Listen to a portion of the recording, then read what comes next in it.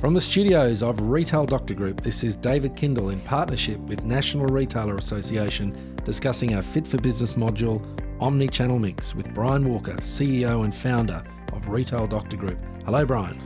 Hi, David. Brian, what is Omni Channel? Oh, the really simple way to define and explain it is to think of an ecosystem. So to think of physical stores, online, social media, and all the other forms of the way in which a retailer gets in contact with their consumers, catalogs, traditional marketing, and so forth. And when I say online, I also mean smartphone or device enabled. And what it means is that a retailer who has that ecosystem or that omni-channel structure can communicate with customers to either advise, inform, inspire, sell, naturally, products and services 24/7. And part of that whole experience is also the retailer that uses digital and cloud-based services, online-based services to manage the processes of their business, such as their supply channel. So we've heard digital marketing, you mentioned digital. What's the difference between digital marketing and digital in-store integration?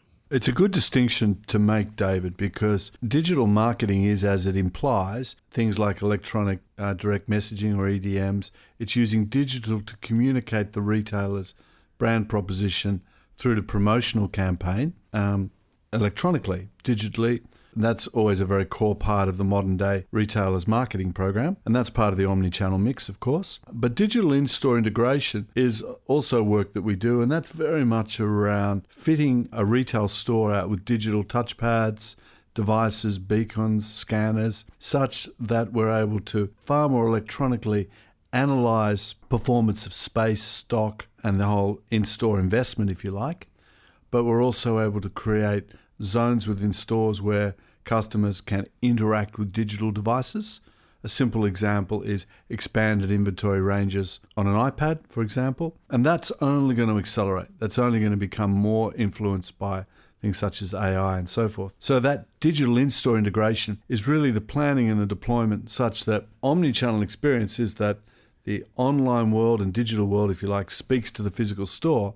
We go into the physical store, it speaks to the online integration world. So an example, recently I walked into a shop, it was a homeware shop in Europe, and there was a device that basically I pressed and it told me much more about the product. It invited me onto the database and it promised to keep me informed with all the latest enhancements of the product. The minute I start to put my details onto that device, it's capturing into their database of the business. I'm becoming much more part of their community. And digital will also influence layout and fixtures in shops. Sooner rather than later, we won't see counters. We'll see much more mobility in our sales teams, and the interaction will be done literally through devices on the floor. What if I'm not a huge retailer that has a huge amount of funds to invest? If I'm just a single shop, can I still get the software, get the point of sale systems that can help me to do this? Are they available in Australia? Oh, absolutely. Absolutely. And, if we break that down a little bit, a small retailer would start, the very first start here is to have a website that talks about their brand, their location, and so forth. And then the second part is to ideally make that a trading website. And then the next element is to create a database. And there's plenty of modules in the accounting software packages that have what's called CRM or customer relationship management modules. And then they're able to pick up customer data through their point of sale registers. And then they're starting to build their version of the community. But it's also then to consider what resource they have. And that's typically people who are going to build new messaging on their online platform, are going to build a social media profile and presence and start to build it that way. So for our business, Retail Doctor Group, it's like doing this podcast and being online, available for when customers and when clients can listen to it 24 hours a day. If they choose to, absolutely. And this is the world we live in. It's this sort of Orwellian future, if you like, where digital will be the common sort of platform or narrative that everyone will use in order to communicate with, in many cases, certainly with brands, certainly with retail experiences. But I say that, but at another level, the physical in-store human experience of retail is still very critical. These are just facilitators. So we've spoken about having a website, a trading website, having a database, a CRM system. What's some of the other omni-channel ecosystem items a good retailer should have in their armoury? Well, we've covered really the main ones. Certainly having a really good marketing deployment plan and program around EDMs, vouchers if that's what's relevant for that business. And really thinking about their customers, not so much in a generic sense, but much more around tailoring, such that when I walk into a retail store that's more omni-channel enabled, the retailer knows me, there's good data on my previous purchases, there's every likelihood that I will look for a certain product. And what some of the more advanced retailers are doing is using that modeling to predict. So if we look at Amazon as a case in point, at one end of the extreme, they really are a data integrator and a predictor and a fulfillment company. So we're getting to the point now where personalization and customization will fine-tune to being able to predict what our customers will want. Then we're in a very different business. Well, speaking of Amazon, there's a great quote from William Gibson that says the future of retailing is already here. It's just not evenly distributed. So should retailers in Australia worry about this new world or embrace it, even if it's just a small way? Oh, well, we would certainly, it's a great quote, we would certainly say embrace it. And if you think about retailers of many years ago, and maybe not so long ago, who are very fit, as we would call them, and successful, they also built communities. But they built communities, by name cards in the store, knowing their top 100 customers, mail-outs of letters and so forth to their local community. And they were known to have a speciality. Well, really, that hasn't changed. What's changed is the means of communication and the mode of communication, which is very much around digital. But it's an inescapable reality that retailers have to consider that they are omni-channel retailers, and they all in their own way need to move towards that position. So I'm sure that 100% of the customers out there have had a shopfront, an in-store experience. How many Australians have had an online shopping experience? Well, through Retail Doctor Group Insights, when we study a lot of consumer behaviour, our databases show us it's around about the 92% mark, that they've had some form of online shopping experience. They might have abandoned their cart because, as you know, conversion rate on online is still very low. But if you're defining it as an experience as I've gone online and I've played and I've taken it to a point. And from social media, which is interesting, that's well over 82% and growing as well. That is people that have had visited a social media site.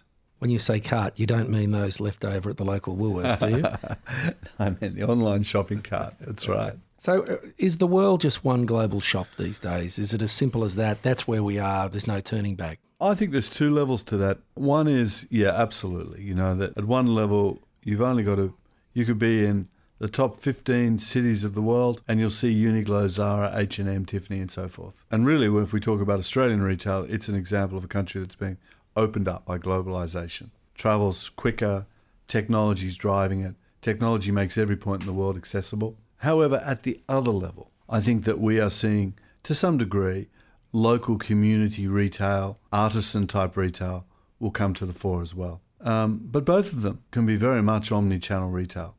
So I want to discuss a more specific area that a lot of retailers, local retailers, are concerned about, and that's when people walk into your shop, have a look at the product and then purchase online. And there's some research out there saying that over 50% of people check the product in store then go online. Should I be worried about that? How do I compete with that? Well, a true omni-channel retailer doesn't really divide it into channels. It's all about building customers who do business with the brand and who grow. So it really goes both ways. If we've got a strong, compelling offer and we're creating great physical experience in store and we've got this community, this electronic, if you like, digital community I've touched on, I would argue that it's better to have people in the store doing stuff you can ideally manage and build relationship with and cooperate with than not have them at all. So in that sense, I think we have to embrace it. So you think the online can drive into store as well? Oh, absolutely. And that's really the summary of what I'm saying, that online where it sort of builds this promise. But we are human beings and therefore we're social by nature.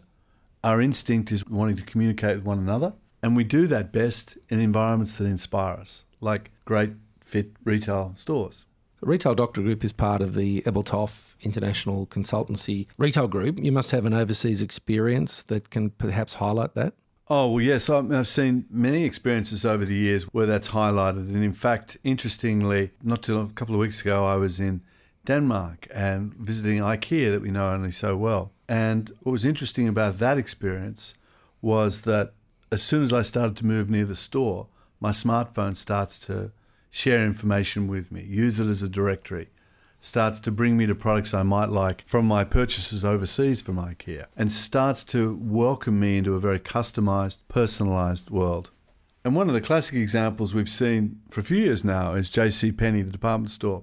They've done some very interesting studies which show that their customers who shop Omni Channel, if you like, spend more than 4 times those customers who visit the retail shop only. And that's largely because a lot of the communication, a lot of the curiosity and interest is stimulated well before the consumer actually walks into the store. So the retail world's changing, but I can actually be better off. Well, that's nice to know. The other thing I'd like to talk about is mobile phones and the continued use of that media in retail. Can you touch on that and how that's part of the omni-channel ecosystem? If we take a snapshot and look at the last 5 years and we look at the way desktop usage has now started to decline, and we're now using data, intel, information in a far more mobile way than ever before. So when I'm presenting at conferences, I'll often ask to this point, how many in the audience have used their mobile to go to a restaurant? And these days it's 80%, where they're pre-researching, gaining social opinion, getting endorsement from their peers, understanding the detail, understanding location, and understanding menu and ratings. Now, that's the same for their actions with retail shops. So mobile, or m-commerce as we like it to call it, is such that now over 80% of bigger ticket purchases in the US, UK, and to Australia, at some point in that purchase journey, a mobile device is being used. So it's extraordinarily, it's the next wave. So in a year or two's time, we will hardly refer to desktops. It'll all be mobile commerce. But you're still saying that technology is a means to an end. The basic strategy that your business puts in place, which is, talks to the customer. Technology is just a way, mobile phones, websites, social media, that's just a way to enable that. So just as a reminder, what are those strategy items when I put that plan into place that I need to consider? So from an omni-channel point of view, David, it's very much as you say. The first part, of course, here is to create that unique customer proposition and then to have a voice that's articulated in the brand that aligns to the brand and the story. Really start building on customers that we already know. It is a lot about ongoing feedback from customers. And it's about, to the point about social media is not a one-way street. It's all about engaging customers in two-way conversations. It's not about trying to sell. It's about trying to educate, inform, inspire. It's got to be relevant, of course. And all team members these days are pretty well digital natives, pretty savvy. So it's great to have them join in the conversation and give consumers a reason to interact with you. And of course, as I touched on earlier, we're all humans. We want to engage in the dialogue. We want to be inspired. And increasingly, we will use digital and forms of all those devices and so forth and technology to enable us to understand, to be educated, and it's the physical environment to inspire us. Well, Brian, thank you for your time today. Pleasure, David, and thank you for yours. This is David Kindle from Retail Doctor Group in partnership with National Retail Association discussing our Fit for Business module, Omni Channel Mix. For more information on how Retail Doctor Group can help improve your business fitness, visit our website, retaildoctor.com.au. Email us at businessfitness@retaildoctor.com.au or follow us on Twitter, LinkedIn or Facebook. We look forward to hearing from you.